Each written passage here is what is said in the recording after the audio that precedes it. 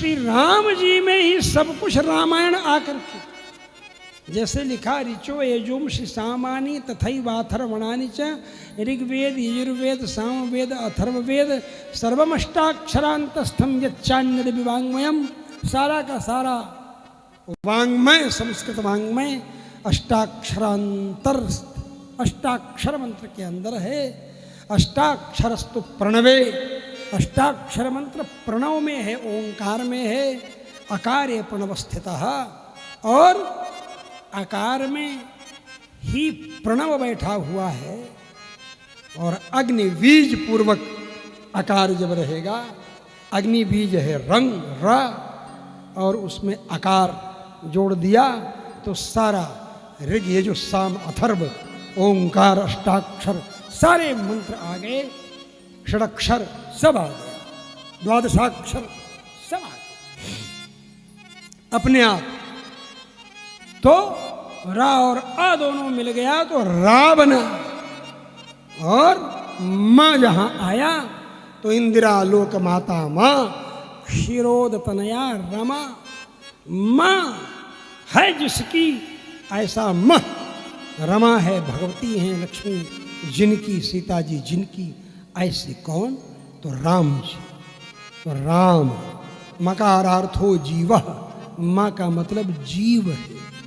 आकार रम जो है रा है, राम में रा, रा का मतलब है अग्निबीज तेज, वंश का प्रतीक सूर्य। सूर्य मूल है ना अग्नि की, अग्नि के मूल कौन है? सूर्य नारायण, वो मूल है अग्नि की। और उसके साथ आ का मतलब साक्षात, अकारार्थो विष्णु जगद उदय रक्षाम प्रलय कृत। आकार का मतलब वासुदेव विष्णु, अकारो वासुदेव स्यात्। एकाक्षरी कोश में उठा करके देखो तो वासुदेव हो गए, विष्णु हो गए, सब हो गए आने। और रा में सूर्य हो गए, अग्नि में सूर्य वंश में ये जब हैं तो वही हुए जीवाचार्य लक्ष्मण जी के साथ हैं। माँ का मतलब तो इस तरह राम शब्द, राम शब्द में ही पूरा का पूरा संस्कृत वाङ्मय, सारा का सारा वेद वेदांत केवल राम शब्द के अंदर आ जाता है। इतना गंभीर रहस्य शास्त्रों में वर्णन किया।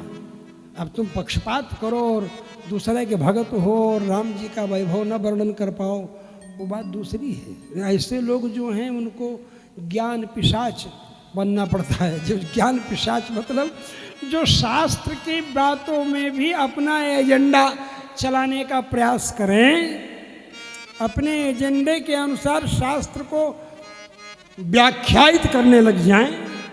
राम जी में, कृष्ण जी में, विष्णु में, वामन में, नृसिंह में, नारायण में रंच मात्र भेद ही नहीं है, भगवान रामानुजाचार्य कहते हैं।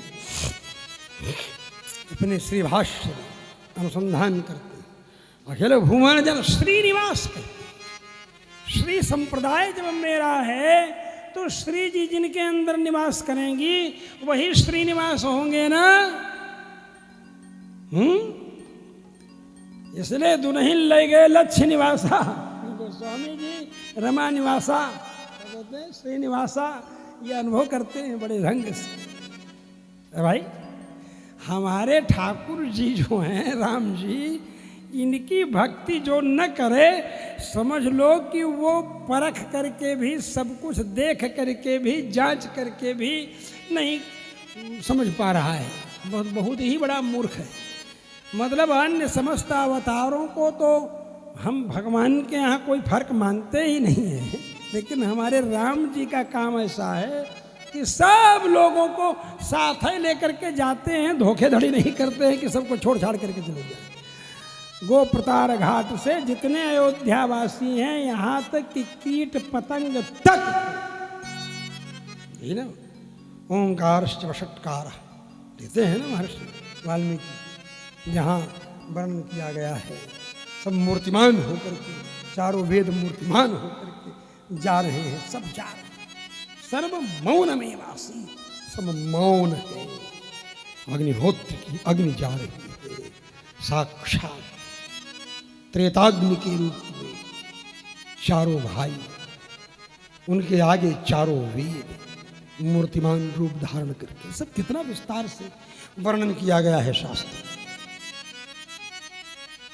तो हमारे ठाकुर जी राम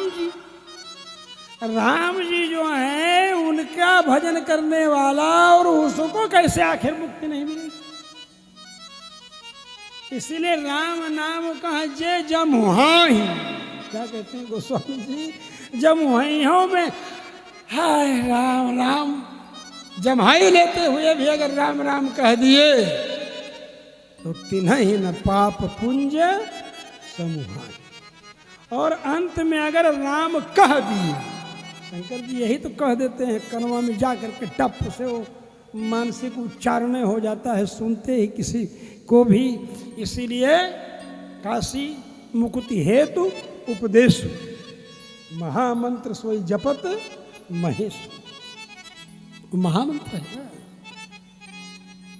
सब कुछ इसी में आ गया। रा कहते ही अग्नि बीज आ गया, अग्नि के भी मूल सूर्य आ गए, और आकार के साथ भगवान आ गए, ठाकुर जी आ गए, और लक्ष्मण जी मकार के साथ आ गए।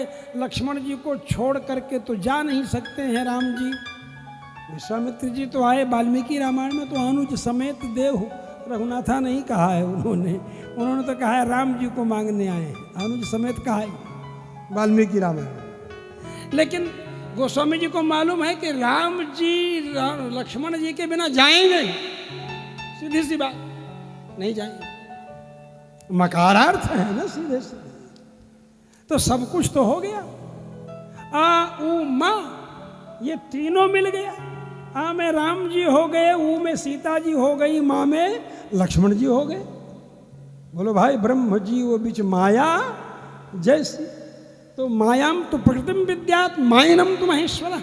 उपनिषद कहता है माया ही प्रकृति है, मायापति भगवान है। तो हम इसीलिए आप लोगों को कहते हैं कि आप सब लोग भाग्यशाली, भाग्यशाली।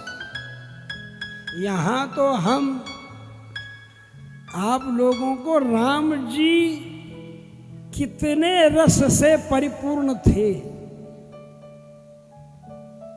उतना रस कहीं मिलने वाला नहीं। रास लीला एगो हो गई, मान ला कि रास लीला कृष्ण भगवान एगुड़े रास लीला कहनी, और राम जी 107 रास लीला कर चुके थे। 108वां रास कौशल खंड में देखिए उठाकर, 108वां रास चल रहा था, और जनक नंदिनी जानकी जी के पायल की एक छोटी सी घुंघरू निकल गई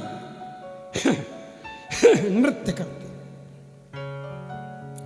ऐसा स्वर और ईश्वर का संबंध, स्वर भंग होते ही राम जी ने कहा कि अब इस रास को मैं द्वापर में पूर्ण करूंगा। तो पूर्ण करने वाला होने के कारण महारास 108 रास था, तो 108 करेंगे तब ना। 108 में 1 और 8 जोड़ोगे तो 9, नौवीं को अवतार लेकर के भगवान श्री राम ने इस रास को चरितार्थ किया। 108 रास, 108वां चल ही रहा था, पूरा नहीं हुआ भले, लेकिन चल तो रहा था ना।